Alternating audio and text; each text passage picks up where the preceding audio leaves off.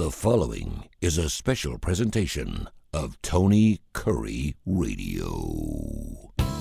A show that looks good, feels good, and sounds good. This is When in Rome with Stuart Rome. Welcome back to another fantastic show. This one is actually won awards from some magazine out in L.A. They found us on our podcast. Of course, we're available everywhere in the world. When in Rome with Stuart Rome. Make sure you put with Stuart Rome because there's other podcasts out there, When in Rome. And I, Stuart, just found a band from the 70s called When in Rome the other day. I was listening to the 80s at 8 and I was driving down the street and I never even realized there was a band called When in Rome, but you did. Yeah, well, I think they're from the 80s, but maybe they may have started in the 70s. I don't know, but yeah, it was back in college days when we had that run of really crappy bands, and we go through the Flock of Seagulls and When in Rome and all those. Kaja Goo Goo, Skritty Politti. Yeah, exactly. So I had to live through that crap. But anyway, there was that one band, When in Rome, and I just had to play it. I could not play it. I got you. 905-7676, 905-7676, always birmingham.woodhousespas.com, birmingham.woodhousespas.com, or check them out. They're right there in the Summit. You are getting into Mardi Gras. Of course, this is going to air before and throughout the Mardi Gras season, Fat Tuesday, Ash Wednesday, the whole 9 yards for us Catholics. We're getting after it. I did want to ask you, though, and I know your music is going to be fantastic if you're into that type of music, and who isn't? You're going to love today's show. But just talk about, and we talked about this the last several weeks, but just how important this is for New Orleans, particularly with what's happened down there. You had the Super Bowl down there, which was huge, and obviously what happened on New Year's Eve and New Year's Day, you could not possibly set the tone for what New Orleans is all about. Just talk about how this is just all part of what you guys do, man. Yeah, we've been through a lot. We had hurricanes, of course, we had Katrina, and then we bounced back, and we had a couple more hurricanes, and we bounced back, and just kind of the resiliency of the city that always seems to bounce back no matter what. And of course, the New Year's Eve was terrible, but we had the Super Bowl come up, so it's not like we could sit around and do nothing. So got ready for that, got it safe. It was incredible. I was downtown. There's just a National Guard all over the place. It was just really awesome. And then a lot of those things have gone and they're putting in place for Mardi Gras also. So it's kind of carried over from Super Bowl. And we just don't let anything ruin our good time, So we pause, we pause and we look at things and we decide, all right, how are we going to fix it for the next time? We fix it, we move on and have another beer, Yeah, I know it. And, more people should learn about, how easy it doesn't make the pain any easier. It doesn't hurt any less by any stretch. And maybe that's a good thing because, in a lot of towns and stuff, whether it's a small school in Texas or something going on in Ohio or whatever, they don't have all these parties and all these things like New Orleans has. So maybe, the worst thing you could do is to cancel something in New Orleans. And I know certainly the 7-Eleven attacks, that's what they wanted us to do. They wanted to disrupt everything. They wanted to add fear to our culture. 7-Eleven, that's a place I get those slushies from. Not 7-Eleven. I said, did I say it's 7-Eleven? 9-11. 9-11. It's been a few years between. But, people... they need distractions. And that's why a lot of people I know in the sports world were really pissed off when they started canceling baseball games and stuff after a 9/11 because, we want to continue. We need the distraction. And man, I tell you what, there's no better place to find it than New Orleans. I mean, period. I mean, we had the Sugar Bowl, big college football game that day, New Year's Day. And they had to push it back a little bit because they had no idea if there, was anybody else in the city that was an accomplice or whatever. But we didn't cancel it. We just delayed it a day or two and got on with it because, like you said, that's exactly what they want. And, people need to move on and get distracted. And, of course, the families couldn't just move on like the rest of us. But it's good to have things, come up and things that you can look forward to that you can get your mind off of the stuff that's going on. There you go. All right. Let's start with some music. Want to? It is Mardi Gras week. Yep. Let's get into it. This is one of my favorite Mardi Gras type of bands. We play a lot of it on classic rock and we play a couple of the songs as well here. But what you got your first song and then we'll get into some emails. Go for it. Yeah, we're going to kick it off with little Dr. John Iko from Dr. John. When was the last time you heard that bad boy? There's people driving around right now hearing this on Tony Curry Radio, or maybe listening to the podcast the first time. They're like, no way. I haven't heard that in so long. I mean, I was like, wow, Iko, that's fantastic. I love that. So I wanted to start with a little story. You know, I do a little prep. I actually do a lot of prep before all my podcasts. I want to sit down and know what I'm talking about. You and I have been doing this show now for a couple of years. There's been a New Jersey spa that was popped this past weekend for a possible prostitution ring that got squelched, if you will.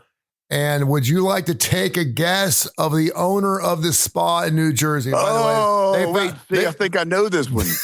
I think I saw it. I saw it on the news. It was something like Yo Bang or something. Soon Bang. Soon Bang. Yeah. The funny thing is, her real name is Soon Bang, but she goes by the name Cindy, which I thought was hilarious because usually it would be the other way around, right? Her name would be Cindy, but she goes by the name Soon Bang, but her real name is Soon Bang. She's running a prostitution ring up in New Jersey. I saw that and I just started getting the giggles. I thought that was so funny. Just the name's going to raise a red flag. You know? Oh my gosh, that was so funny. Info at TonyCurryRadio.net. Info at TonyCurryRadio.net. Well, I want to start right there. I don't like to bring anything negative to any of my shows, but there are things we need to talk about, and it is a very personal situation. Most people have no clothing on. You have a stranger touching your body in different places. It's a wonderful, beautiful thing if you allow it to happen the right way. But we've certainly heard these stories. If you just Google, spa prostitution, there'll be 1,000 things that come, because unfortunately it does happen. It really does. And I was talking to a friend of mine the other day and he's like, don't you do stuff with the Woodhouse Day Spa? I said, yeah, I said, they're the best. I said, they're unbelievable. I was talking about you and our show. And he said, well, I can certainly see, because there's evidently a couple of women that are asking for justice after they say they were assaulted at a Kansas City spa last week. And he's like, well, I could see where, you get a spa, a massage, something like that. And, just a little slip. And next thing you know, you get yourself a lawsuit. And I said, no, you don't. No, that is not. And he's like, no. And I said, no, that's not even possible. And he was like, what do you mean? And I said, dude, first of all, they don't get close enough to you to do that. Second of all, they do the draping process. I said, but there should never be a question in your mind. Hey, did this person just touch me in a wrong way? Even if it's your first time, it's all good. Just explain that a little bit to people, because if you go into a spa and you think to yourself, that didn't feel right, or something's just not, I remember going to a chiropractor once and he made me take all my clothes off. And I'm like, why am I taking all my clothes off to go to a chiropractor? Behind you exactly. And why is he checking my prostate? What the hell? But talk a little bit about that, because you would certainly know the difference. Yeah. So we have strict draping protocols, and some people will have certain areas that are off limits. They may not want any kind of glute massage, but we will give it if somebody wants it, and we just adjust the draping slightly. But you never expose we drape from top to bottom, then we just move the draping in different sections as we go, down, up and down the body. So it shouldn't be an instance where you rub the breast or something like. That should never happen, because the draping would prevent that. So it on the flip side of it, unfortunately for businesses like ours, we do have some fake reports, which fortunately the couple that we did have over the last 5 years have been proven false. But those things happen in businesses, and that's why insurance rates are so ridiculous, and you get those kind of people, unfortunately. But we've been lucky that we avoid it, just because of how super careful we are with everything. Yeah, and again, you have such high standards. You've been doing this for years and years and years. You had the location down there in New Orleans, now in Birmingham, and So you know what you're doing, and you're getting the best. But I was surprised that my friend would say, because I guess you could think that way. I could think, you're dealing with oils and you're rubbing somebody. Next thing you know, you look the other way and they move just a little bit. Next thing you know, you touch that. I'm like, no, it's impossible. And he's like, really? I said, yes, it's impossible. There's no way there's no way you can accidentally rub them. Jumped up over the tables. Dude, maybe exactly. There's no way you could accidentally rub up against my penis. It does not work. I mean, it doesn't work that way. Anyway, info at TonyCurryRadio.net. Unless you go to Soon Bang Spa. Yeah, unless you go to Soon Bang Spa. That is fantastic. That is funny. Arizona is going with their tourist board, and they want to create something called Spa Month. They have come up early with the idea of making it the month of September, which I'm assuming is somewhat of a slow month, but they're going to get with a tourist business board and they're going to start running television commercials across the country and calling it Spa Month. And because evidently Arizona's got more spas per square mile than any other state in the United States. Is that, I guess that's true. And so they're inviting tourists. They're going to do all kinds of special things with spas. They're inviting people to have spa weeks, to come in just to vacation and do spa. And so I took the liberty. I thought, there should be something like spa. There's a spa month in the United States, and but there is no there's a National Hot Tub Day, there's National Wellness Month, there's National Spa Week. But did you know there's not a National Spa Day? No, dude, I've never seen it. You can go to Brownie Locks, it's a website I go to, and you can create your own holiday. And I mean, that's how every National Popcorn Day or National LGBTQ Day or National Hot Dog Day, they all start with someone like you and me going, hey, listen, we got to create a day, calling these people and then putting it on the calendar. Next thing you know, 20 years down the road, Spa Day is like the biggest day of the year. And I cannot believe it's not a National Spa Day. You should start that and create that. And I mean, just having a National Spa Day, guess what, is going to sell you some gift cards. Yeah, we have to be more specific because some people think spas are like, a spa that you get in like a hot tub kind of thing. So we have to make it a national, I don't know what we even have to name it. I don't want to say day spa, but, body treatment day. I don't know. But yeah, you're right. There's a day, there's pretty much a day for everything. The other day was like National Labrador Retriever Day. And, it's I guess whatever you want to make up. It can be whatever day it is, right? Yeah. Bourbon Day, vodka day. Just another idea, man. I'm just trying to make you money, brother. No, I'm going to have to think about it. And here's the thing is you can create your own day. You don't need to, if you just say, from here on out, February 28th is going to be National Spa Day, or it's going to be Alabama Spa Day, or you could, let's be honest, let's call it Woodhouse Day. You know what I'm saying? I mean, it's called Woodhouse Day Spa Day. I mean, seriously. And just say, we're starting a new thing here and maybe have a couple of little tabletop things in your store.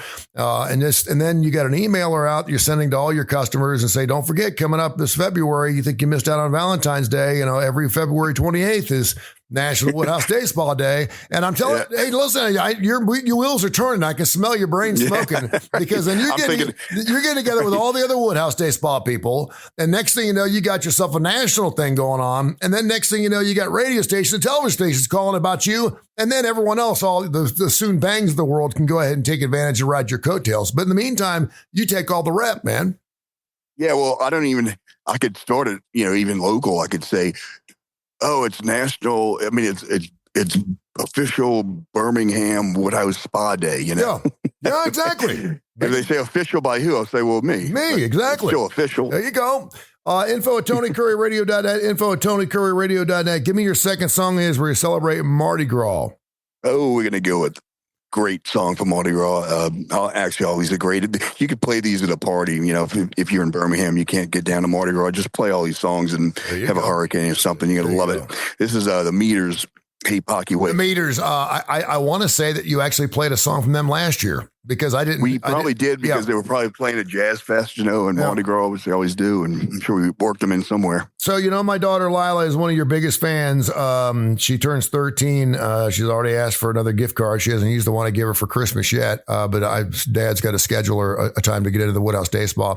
But she's like, are you talking to Stuart today? She knows my schedule of shows. And I said, yeah, I picked her up at school. I said, yeah, we got to get back before 4:00. I got a show today. She said, ask him about king cake and finding the baby in king cake. She said, he's down in New Orleans, right? And I said, yeah. And she goes, I guess she heard about, she wanted me to buy a king cake. They have them at Publix now. And she said, is there like a little plastic baby or something inside? And I said, yeah. Yep. I said, if you get the baby, you get something special or some special. We used to do it at bars all the time. But explain that to her because I know she's going to want to listen. Yeah. So it's been going back, forever. Unfortunately, like we were just talking about the attorneys, there's some places that'll put the baby outside because somebody might swallow it, and then sue. Really? But we don't in New Orleans. We don't do that as far as I know. Is maybe there's some places crack a tooth or something like that. Yeah, but you're supposed to know it's there, right? I guess if you're not from New Orleans, maybe you don't. Yeah, but. So yeah, there's a little baby, little plastic baby. Sometimes they used to be white, a little plastic white, but now they have them in gold and they have them in silver and all these different colors now. So, but it's just they bake it into part of the cake, and there's no evidence of where they stuck it. So whoever actually gets the baby. At least in New Orleans, you don't really get a prize. You actually get screwed. That means you have to buy the next king cake. For the party. So that's not necessarily a good thing. But you see, I know some people that actually, when they get that baby, man, we used to be out at bars and you get the baby and people go face down in that thing and they get the baby. It's like they won the lottery. Yeah, that's right. Well, you could turn it into anything. Obviously, you can make prize money. Everybody puts up $5, and whoever gets the baby gets the pot. Unlimited things you could do with it. But tradition is in New Orleans, at least, typically, if you get the baby, that means you're stuck buying the next king cake for the group. There you go. Another story that I heard interesting today. And I at first I was like, you got to be kidding me. And then I was like, oh, I kind of get it. But I understand now that a lot of Mardi Gras, including down in New Orleans, are getting rid of the beads. Evidently, they're usually plastic beads. I don't know what I saw the numbers, like 17,000 tons of beads are thrown out every Mardi Gras or something like that. And of course, everyone loves the beads and everyone's got them. And you have to show your hoots to get beads. And I get it. My daughter loves the beads. Everyone loves the beads, and they come in different sizes. There's glass beads. But for the most part, the ones you get like at Party Source or whatever, they're those plastic cheap ones. You can hand them out. And evidently, first of all, they're taking up a lot of space in our landfills, which I find unbelievable, but I guess it's true. Because most people throw theirs away unless they get really good beads. The other thing is they say they get down the sewer system and they're screwing up New Orleans sewer, which actually makes sense. And so in lieu of that, they're throwing out marshmallows. They're throwing out packs of dried gumbo, like recipes, carrots. They're throwing out carrots. They're throwing out things you can make jambalaya with. Have you seen that already down in New Orleans? Yeah, well, those things, especially like St. Patrick's Parade, that's thrown out everything you can make soup with, with the carrots and cabbage and everything else. But Mardi Gras is kind of, they're still throwing beads, obviously. But I think a lot of the crews have stepped back and they've substituted beads with things that people actually want. Like stuffed animals and like the pearl beads, the ones that aren't, the ones that you don't throw away. So back in the day, it would just bomb you with cases and cases of this plastic crap. So I guess it's what's happened is they don't throw as much, but they throw better stuff. That should actually keep. Yeah, some guy was talking about he took his daughter down there for Mardi Gras and it was raining or something, and he looked at her neck and the paint off the beads was rolling all over down, and he's like, "What the hell am I doing? I'm giving her some toxic stuff where it's like the paint was dripping off these beads all over her skin and stuff." He's like, "What are we doing here?" There's things when I was a kid, we used to get the beads and we used to melt them down into ashtrays. So there'd be like all these different colored ashtrays that we melted on the stove. Yeah. Oh, that's kind of cool. I'm sure that released a lot of toxic fumes in the air in the house. But Stuart, what's an ashtray? It's something that you use to put a cigar in. Oh, there you go. It's funny because a lot of people don't even know what an ashtray is. They're like, an ashtray? What the hell is that? I was like, yeah, it's ashes off a cigarette. And they're like, can you believe we actually used to have those little ashtrays in our cars? Do you believe that? The cars. I know, the little Chinese. Oh my God. Right. That is exactly. Hilarious. They used to have them in the armrest of the airplanes. When you in the plane. Hey, I was on one of the last flights ever to have smoking. It was an international flight. We were flying from Birmingham to Frankfurt. I was going over there to Albertville for the 1992 Olympics. It was a 14-hour flight. I was in the last row of the airline. There were 9 seats that went across, and I was sitting in the center one. And the 4 people on either side of me were smoking. And of course, we used to be able to smoke in the studio. You could smoke when disc jockeys always smoked, even if you didn't smoke. I mean, there were so many ashtrays in the studio because jocks were known to smoke. And I remember things started, and I never smoked. I remember sitting back there and I had to get up several times because there was so much smoke in the back of the airplane. And I mean, golly, that was kind of crazy, wasn't it? That we used to actually do that. Yeah. I mean, you could walk around and smoke. It was just, and now I guess. Now we're doing it. We're just doing it with herb. True. Yeah. We're just doing it with marijuana. Or, gummies and stuff. You don't have to smoke, What's the drug law down there in New Orleans? What can you do? It's all medical, so to speak. It's you can get a medical marijuana license, and then you just have to buy it from one of the official pharmacy dispensaries. But it's not recreational. Yeah. In other words, nobody's going to stop you from smoking a joint on the street. You smell them all over the place. Okay. But officially, Louisiana law is medical, but all you do is call the 800 number, and Dr. So-and-so in Las Vegas says, "Oh, you have anxiety? Oh, you definitely qualify. I'll call you." It's like a 5-minute phone call, Well, that's kind of it, but it's kind of interesting because there are so many states now that do allow it recreationally. I'm not saying Alabama is. I know we got the medicinal one. Of course, we can't get out of our way. We don't even know who's going to be giving out the licenses yet, but. And I never thought we don't have Alabama doesn't have a lottery yet. Yeah, I didn't even think. I never thought we'd even see that day. I remember throwing out a Twitter question about 20 years ago: what's going to happen first, the lottery or marijuana? And the lottery's coming. The lottery's probably going to happen next year because the Birmingham race course was just bought out by the Porch Creek Indians. So that's eventually going to happen as well. Info at TonyCurryRadio.net. Info at TonyCurryRadio.net. Give me another song here, and then I got another email question we'll get into. What you got?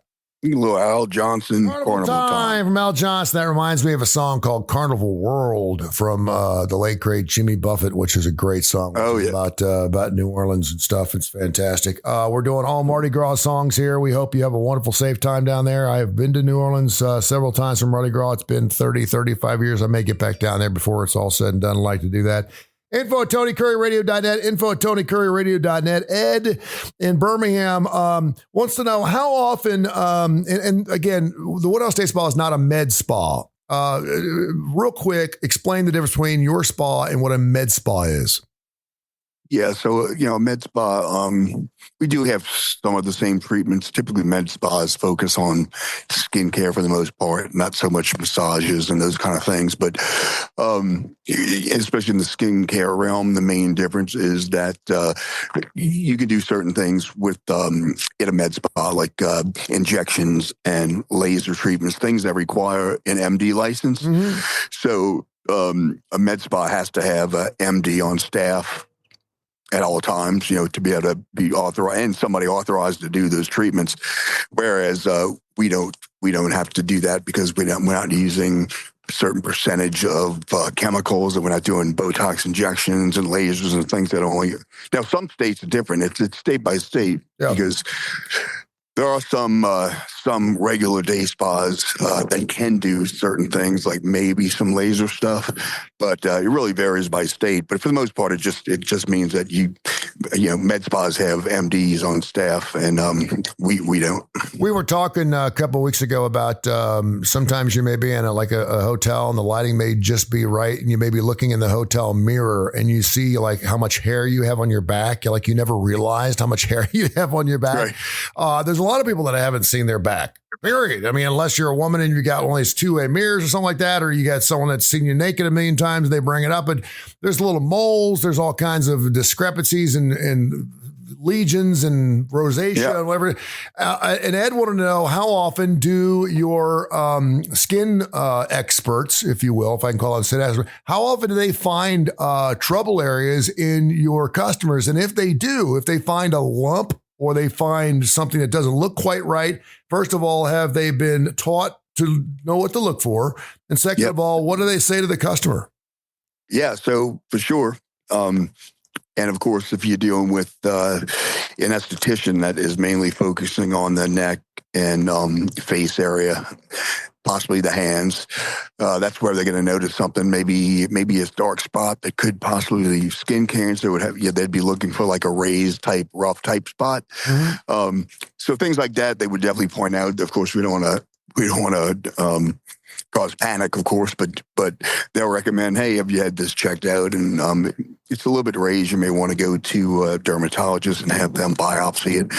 And then on the massage portion, they're the ones who will notice something that maybe will pop up on the back or the shoulders that esthetician won't see.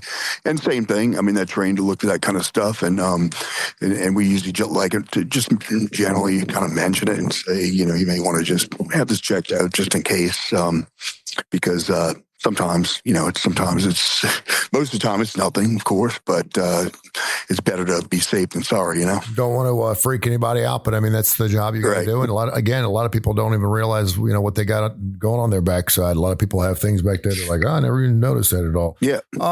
Estelle in Birmingham wants to know, of all the massages and everything that the Woodhouse Day Spa has done, what part of the body is the one that needs the most work?